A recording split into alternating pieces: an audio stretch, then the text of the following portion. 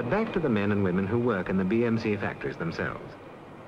There are some 82,000 of them, brains and hands second to none in the motor manufacturing world, drawing £50 million in wages and salaries every year, and producing 17 times as many vehicles per man as their grandfathers did 50 years ago.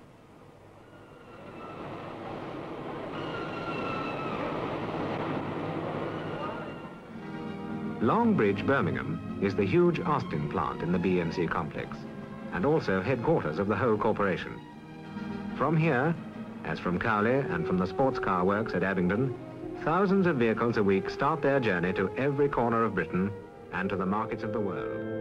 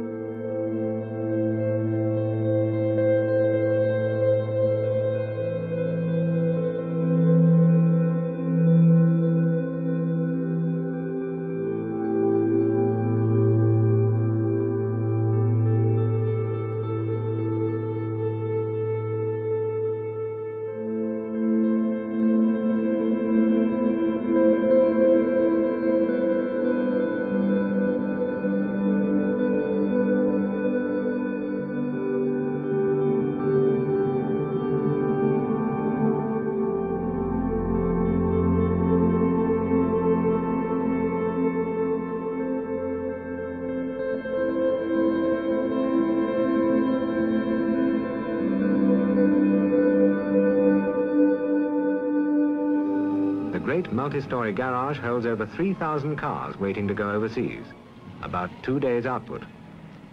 Every year, something like £150 million worth of BMC vehicles and spare parts leave the shores of Great Britain for over 170 different countries.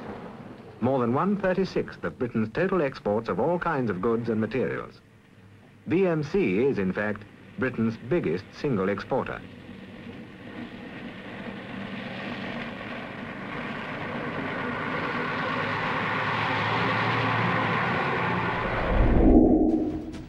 The outlook for MG Rover is as bleak as the weather. Tonight, we're reporting from Longbridge on the day the administrators were called in.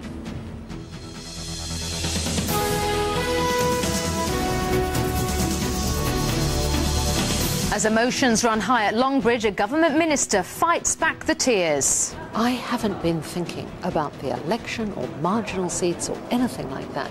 I've been thinking about the people here at Longbridge who are facing, they and their families, appalling anxiety.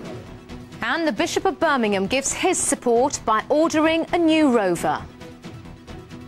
Time has come for all of us who live in Birmingham, in a place like this, that we should be buying cars that are made in Birmingham.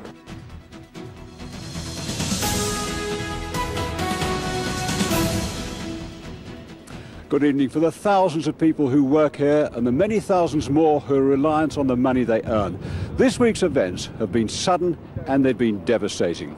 Today, MG Rover confirmed it had called in the administrators. This afternoon, the Prime Minister and the Chancellor arrived in Birmingham to face the nightmare of Longbridge going bust in the run-up to a general election.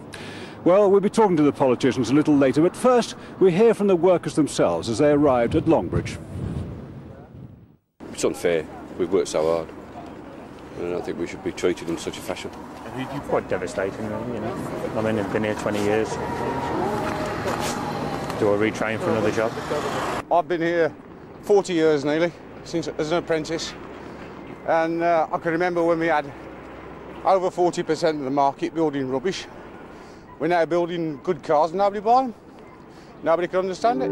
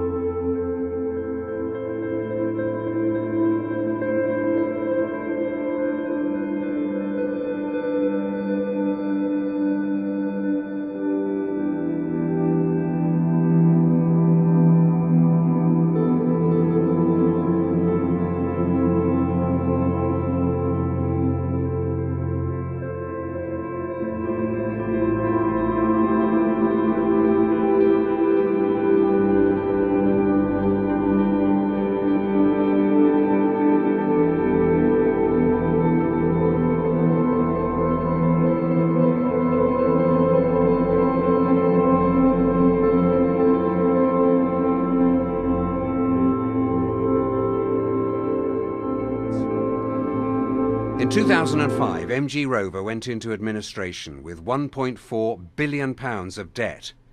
More than 6,300 workers were laid off, with a redundancy package of just £3,400. The Phoenix Four have been banned from being directors of a company in the UK, but they came away with around £42 million. Former Managing Director John Towers is renovating a 450-acre property in the south of France. Deputy Chairman Nick Stevenson works in the car industry in Florida. John Edwards lives in a £1 million mansion in the Cotswolds, and Peter Beale lives in a large manor house in Worcestershire. Some of the defining images from 10 years ago. It was a day many had predicted but no one wanted to see. MG Rover's collapse sent shockwaves through the region's automotive industry and left administrators no option but to make almost 6,000 people redundant overnight.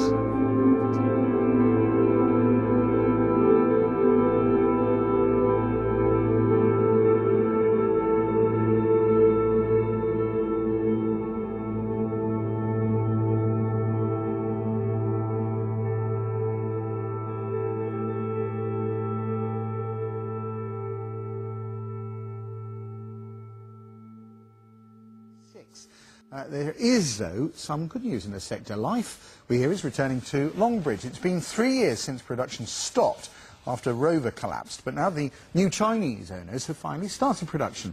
And Rob went to find out more. The production line is rolling once again at Longbridge. It's a new incarnation for one of the oldest and most famous sites in British manufacturing, now reborn under Chinese owners. They've invested £50 million in the site, and the first car, an updated version of the old Rover sports car. It's been 3 years since cars were built here at Longbridge, but now the production lines are rolling once again. Of course, this is just a fraction of the kind of work that used to take place here. When Rover collapsed, more than 6,000 people worked on the site. Now there are around 180 people, but that number is growing. For those workers there at Longbridge in the MG years, it was a pretty surreal experience as they were doing final assembly of the MG cars brought over from China in just some of the once great factory, while around them huge parts of the rest of the factory were left abandoned. Thanks very much to Stuart, a former Rover, then MG Rover, then finally MG worker, for these amazing photos which really capture the atmosphere of Longbridge at that time, the end of days.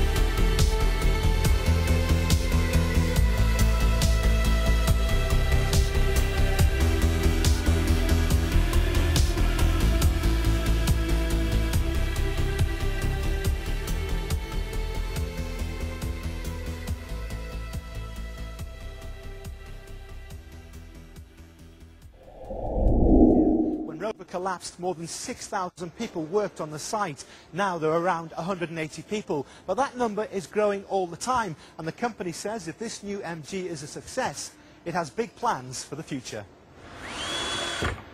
There's certainly potential here. There are vast, unused, empty spaces around the factory. It's turning out just 48 cars a week. But despite that slow start, the new owners are hoping to build production up to 30 to 40,000 cars a year within the next 3 years. I suppose at the moment we're launching with pledges by MG to expand their operations here in the UK were on the premise of the British market taking to this MG kind of reboot. However, dogged by poor reviews of the cars and general UK scepticism towards this new MG, UK sales were poor, and although they rose over the years, as we see here, they only ever amounted to a fraction of the MG sales in China, significantly less even than sales in Thailand. A charitable assessment of MG's operations in the UK would be that they had a go, but they just couldn't crack the competitive, demanding British automobile market, and ultimately, with the costs of maintaining their pretense of UK production way outweighing any revenue generated by it, it inevitably had to end. A less charitable assessment would be that despite what their PR said, MG didn't really try in the UK, as it was far more profitable to them to have a car they could sell in China, India, Thailand, etc. as being a legendary British brand, far more profitable to do that than to actually try to compete in the British car market. Given that it was the debacle of the City Rover, an Indian-built car rebadged as an MG Rover, which put one of the final nails in MG Rover's coffin, it was highly unlikely that a mostly Chinese-built car, with some final production done here in the UK, was going to win over many hearts, minds, or British buyers. And so, when everything MG had promised fell through, Longbridge and the UK, well, was sold down the river.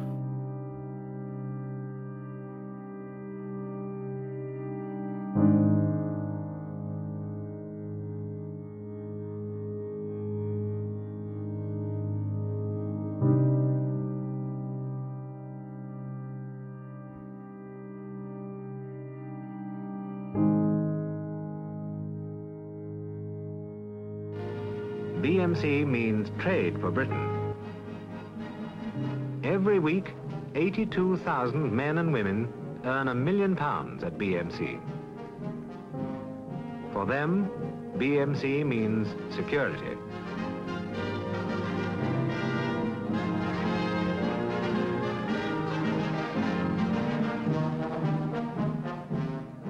And every hour of the working day, nearly 200 new BMC vehicles are produced for the roads of Britain and for the markets of the world.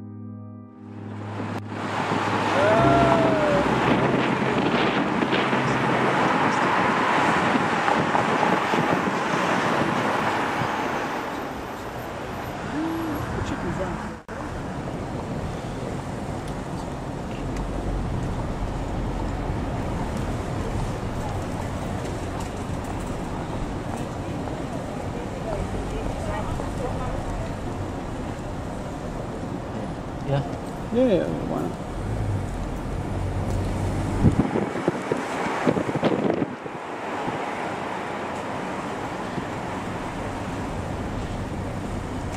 At the end of the road, turn right, Austin Avenue.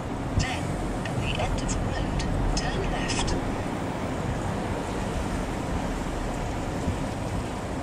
Turn right, then. Certainly seems busy enough. Turn left.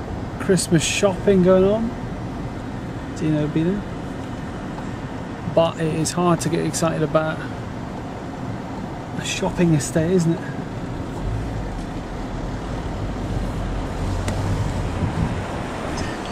Thank you for visiting Longbridge.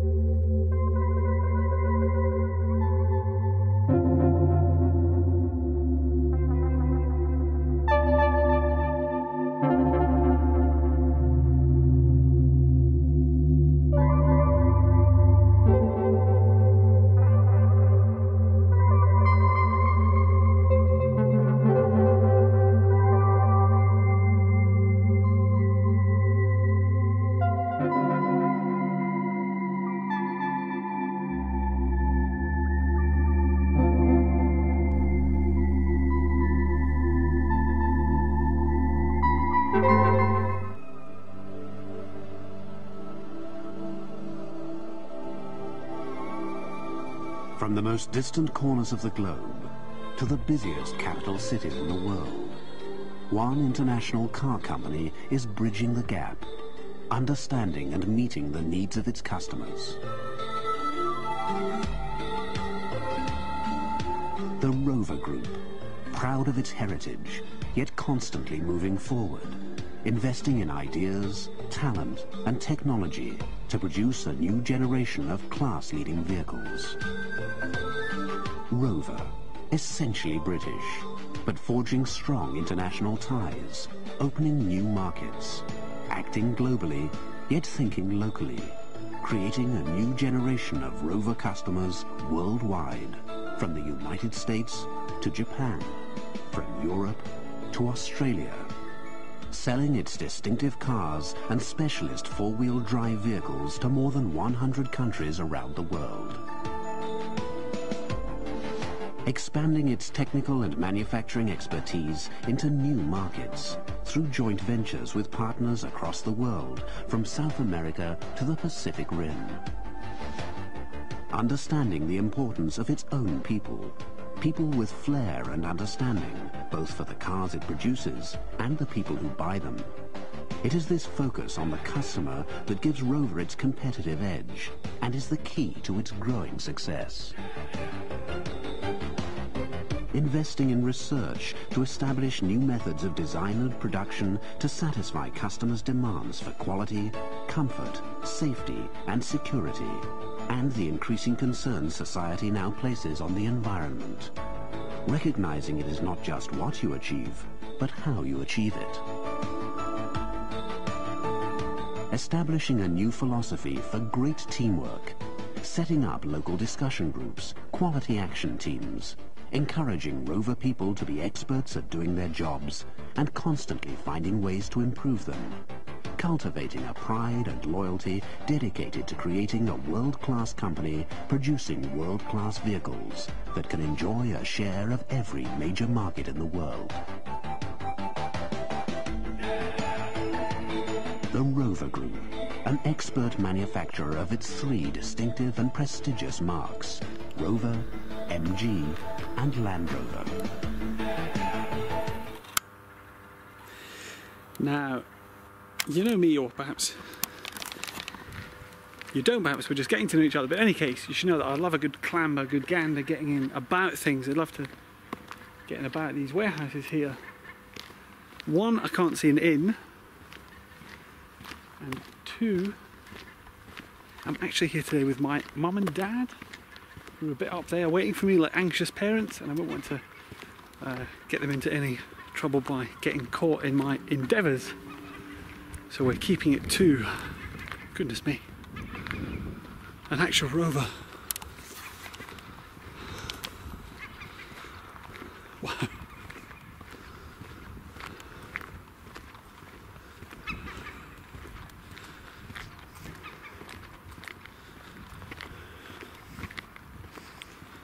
Goodness me.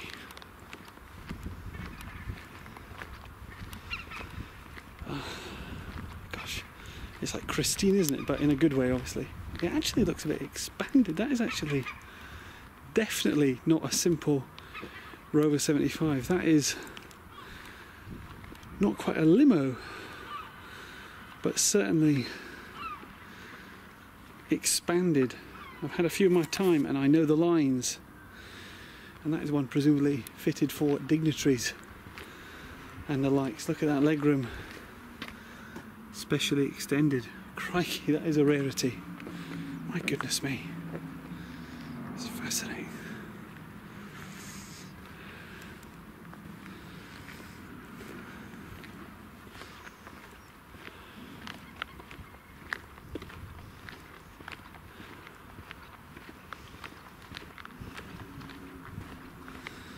Gosh, and to think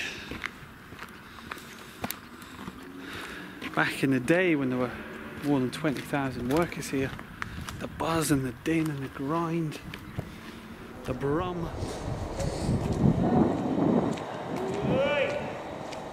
Hello, mate. You alright?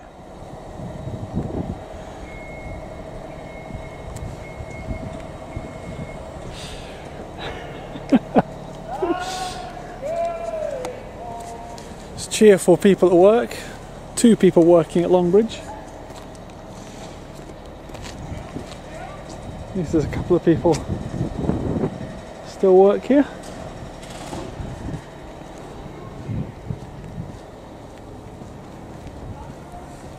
Hello, mate.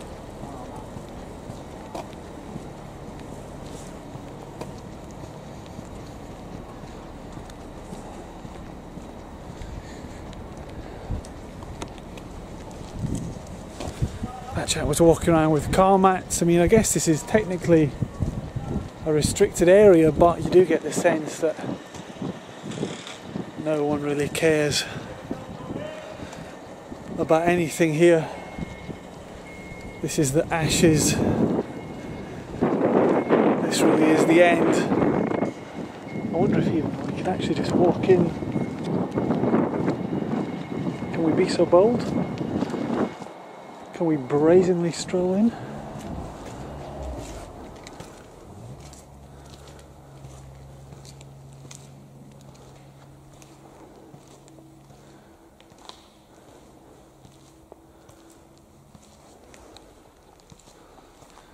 Well, turns out so far we can. Not seeing any of the iconic tarpaulined MGs, abandoned, etc.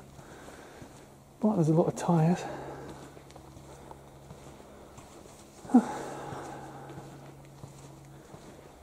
Various car bits.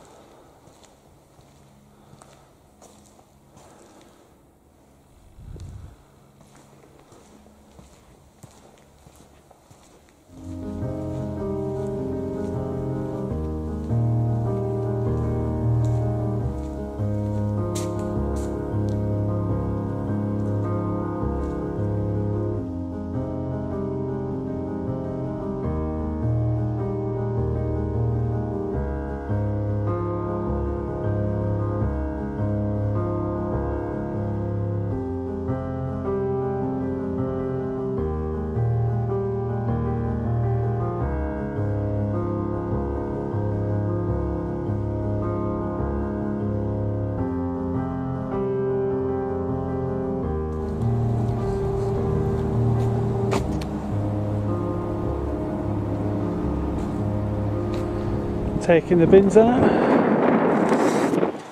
has to be done.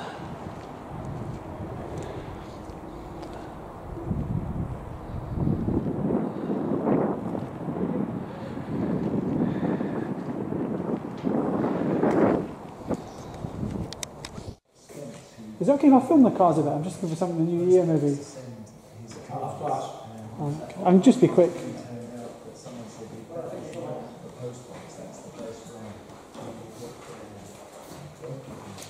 Just was maybe to film the car.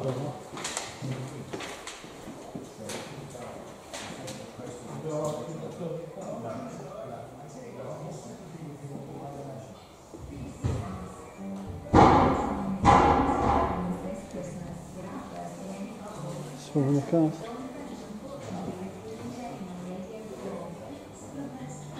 Thanks.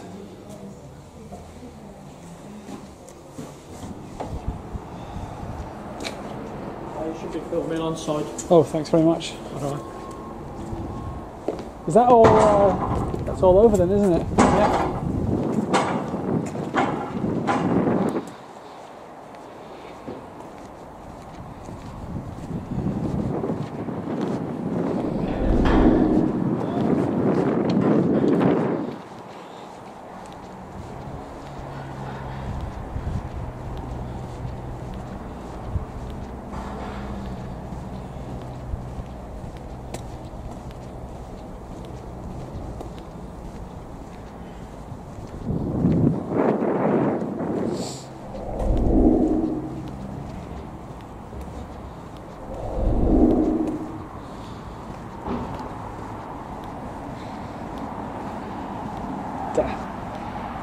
What are these MGs?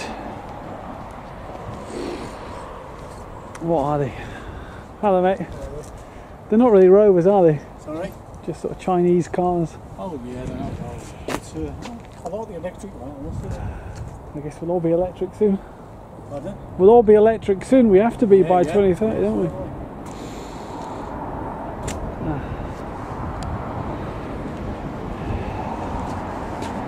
As the advert once said, All the minis go over there and congregate over that part.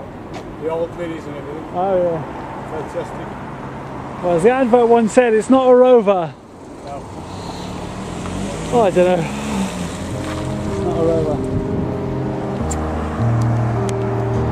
It's pretty much all over for Rover. All over for MG, I mean, jeez. I don't know where you go from here.